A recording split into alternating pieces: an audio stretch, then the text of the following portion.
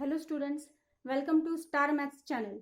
आज हम पढ़ने वाले हैं 8th स्टैंडर्ड का फर्स्ट लेसन रैशनल नंबर की एक्सरसाइज 1.1 जो मैंने बोर्ड पे स्टार्ट की है। उसका क्वेश्चन नंबर फर्स्ट है, add the following rational numbers. That means हमें दिए गए नंबर्स को ऐड करना है। उसका फर्स्ट एग्जाम्पल मैंने लिखा है, एग्जाम्पल इज 4/9 प्लस -5/9। अब दो रैशनल नंबर से इनकी हमें एडिशन करनी है। जैसे कि आपने ये नंबर्स देखे, रैशनल नंबर्स देखे हैं, दोनों के डिनोमिनेटर में 9 है, मतलब डिनोमिनेटर सेम है। और अगर एडिशन करनी है और डिनोमिनेटर सेम है तो हम सबसे पहले डिनोमिनेटर कॉमन लेते हैं, मतलब इक्वल टू, दोनों जगह 9 डिनोमिनेटर में है तो हमने लिया 9 कॉमन दोनों का मिलके, और ऊपर के नंबर साइन के साथ न्यूमरेटर की जगह पे लिखे। पहला है 4 प्लस दूसरा है -5। ये साइन भी हमने डाला और ये नंबर का साइन भी हमने ब्रैकेट में डाला। इसको सॉल्व करते हैं। 4, अब ये डिनोमिनेटर पहले लिख लेते हैं 9 as it is. 4 plus -9 opposite sign है, ये पॉजिटिव है, ये नेगेटिव है, तो अपोजिट साइन है, उनकी एडिशन करनी है तो सब्ट्रैक्शन होता है, मतलब अपोजिट नंबर्स का सब्ट्रैक्शन, सेम नंबर्स की एडिशन। ये हमने पहले भी सीखा है। यहाँ पे अपोजिट साइन है तो इन दोनों का हम सब्ट्रैक्शन करेंगे। तो 4 और 5 का सब्ट्रैक्शन हुआ 1 और दोनों में से बड़ा है 5, तो 5 का साइन है निगेटिव, तो आंसर को भी आएगा निगेटिव साइन। तो इस तरह से हमने फर्स्ट एग्जांपल सॉल्व किया, उसका हमें आंसर मिला -1/9। अब हम एग्जांपल नंबर 2 देख लेते हैं। यहाँ पे मैंने सेकेंड एग्जांपल बोर्ड पे लिखा है। एग्जाम्पल है -7/13 प्लस -9/13। यहाँ पे भी हमने देखा कि डिनोमिनेटर में सेम नंबर है, दैट इज 13 है, तो पहले की तरह ही हम क्या करेंगे, डिनोमिनेटर कॉमन लेंगे, तो इक्वल टू 13 कॉमन डिनोमिनेटर। अब न्यूमरेटर्स को साइन के साथ हम ऊपर लिखेंगे। फर्स्ट है -7 प्लस सेकेंड है -9, तो इसको ब्रैकेट में डालते हैं क्योंकि दो साइन एक साथ आए हैं, इक्वल टू, यहाँ पे डिनोमिनेटर में 13 है तो हमने 13 एज इट इज लिखे। अब न्यूमरेटर्स को देखते हैं, -7 प्लस -9, यहाँ पे भी माइनस है, ये भी माइनस है, मतलब दोनों भी सेम साइन है। और जैसे हमें पता है कि सेम साइन है तो हम एडिशन करते हैं, that means we have to add this two numbers. 7 और 9 का एडिशन आता है 16, और दोनों का निगेटिव साइन है तो जो कॉमन साइन है वो, तो हमें आंसर मिला -16/13। यहाँ पे मैंने थर्ड एग्जाम्पल लिखा है 4 प्लस -3/5। ये थोड़ा अलग एग्जाम्पल है, क्यों? क्योंकि यहाँ पे डिनोमिनेटर में जो फर्स्ट नंबर है उसके डिनोमिनेटर में कुछ भी नंबर नहीं है, तो जहां पे इस टाइप के नंबर्स आते हैं कि डिनोमिनेटर में कुछ भी नहीं है, उस टाइप के नंबर्स के नीचे कुछ नहीं, मतलब 1 कंपल्सरी होता है, तो यहाँ पे हुआ 1।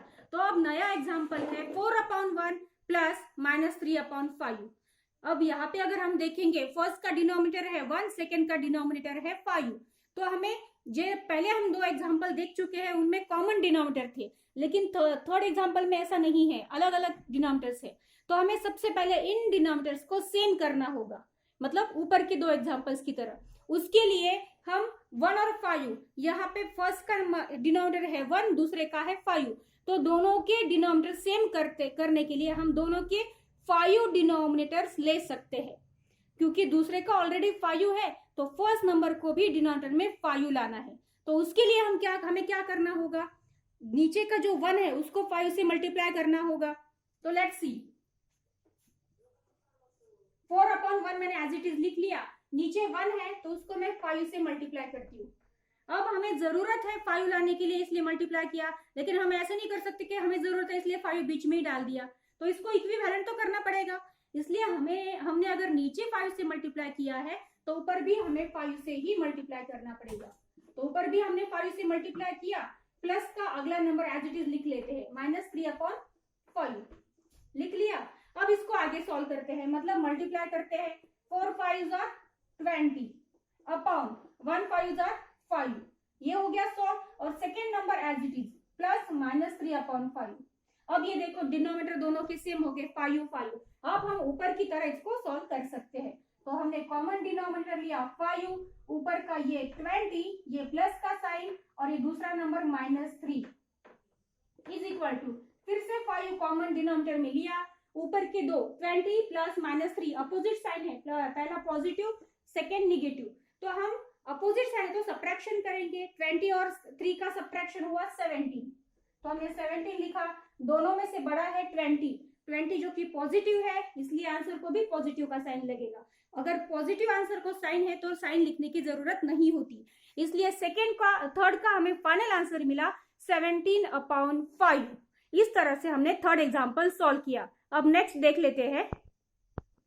नेक्स्ट एग्जाम्पल है D 1/-13 प्लस -2/-17। यहाँ पे देखो दोनों के डिनोमिनेटर दिए हुए हैं लेकिन दोनों के अलग अलग है, तो यह थोड़ा सा अलग एग्जाम्पल है। तो इस टाइप के एग्जाम्पल्स को कैसे सॉल्व करना है वो हम देख लेते हैं। अब इसको भी हमें एडिशन अगर इन रैशनल नंबर्स की करनी है तो पहले इसको कन्वर्ट करना होगा ऊपर के नंबर्स की तरह, मतलब उनके डिनोमिनेटर्स हमें पहले सेम करने होंगे और वो तभी हम उसको ऐड कर सकते हैं या फिर सब्ट्रैक्ट कर सकते हैं। तो पहले डिनोमिनेटर कैसे सेम करें वो देख लेते हैं।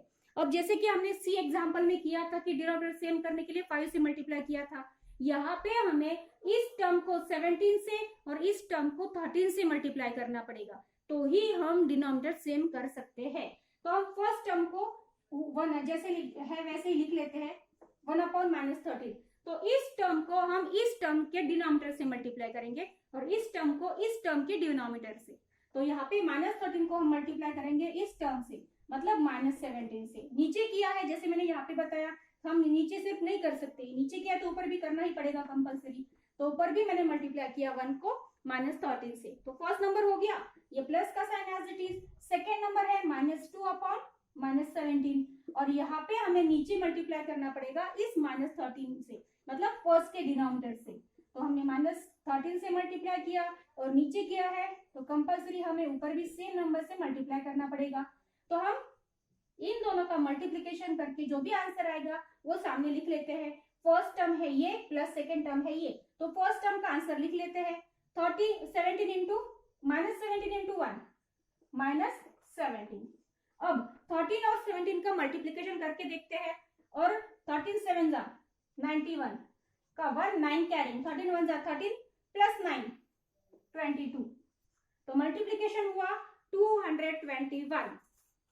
तो यहाँ पे माइनस का साइन, दोनों भी माइनस माइनस है तो माइनस माइनस बिकम प्लस। तो यहाँ पे इन दोनों का मल्टीप्लिकेशन करके हमने नीचे लिख लिया है। आगे हम अगली टर्म को सॉल्व करते हैं।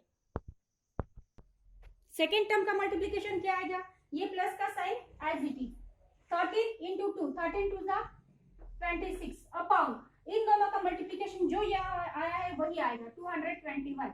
अब देखो यहाँ पे दोनों भी निगेटिव थे तो मल्टीप्लिकेशन के बाद आंसर पॉजिटिव हुआ, यहाँ पे भी दोनों निगेटिव थे मल्टीप्लाई के बाद आंसर पॉजिटिव हुआ, यहाँ पे भी ये दोनों भी निगेटिव थे -2 -13, यहाँ पे भी मल्टीप्लिकेशन के बाद एक ही फाइनल पॉजिटिव आंसर हुआ। लेकिन यहाँ पे एक पॉजिटिव था एक निगेटिव था तो आंसर को माइनस साइन लगा, मतलब सेम साइन होते हैं मल्टीप्लिकेशन में तो पॉजिटिव का साइन होता है, अलग अलग साइन होते हैं तो निगेटिव का साइन होता है। अब हमारे पास दो न्यू नंबर रैशनल नंबर्स है -17/221 एंड प्लस 26/221, दोनों के डिनोमिनेटर सेम है दैट इज 221। तो यहाँ पे मैं दोनों के कॉमन डिनोमिनेटर लिख लेती हूँ 221। पहले ऊपर का नंबर लिख लेते हैं पहले, तो हम इसके बाद एडिशन कर लेते हैं। यहाँ पे ऊपर के दोनों अलग अलग साइन है और नीचे का 221 है कॉमन, वो हमने लिख लिया। ऊपर के दोनों के एडिशन कर लेते हैं -17 प्लस 26, अपोजिट साइन है तो उनकी एडिशन होगी कि सब्ट्रैक्शन, सब्ट्रैक्शन। तो इन दोनों का सब्ट्रैक्शन कर लेते हैं जो कि सब्ट्रैक्शन आता है 9 और दोनों में से बड़ा है 26, उसके सामने पॉजिटिव का साइन है इसलिए आंसर को भी आएगा पॉजिटिव का साइन। तो हमारे पास फाइनल आंसर हमें मिला 9/221। इस तरह से हम रैशनल नंबर्स के एडिशन के एग्जांपल्स सॉल्व कर सकते हैं। कुछ भी डाउट है तो कमेंट करके पूछ सकते हैं। Thank you.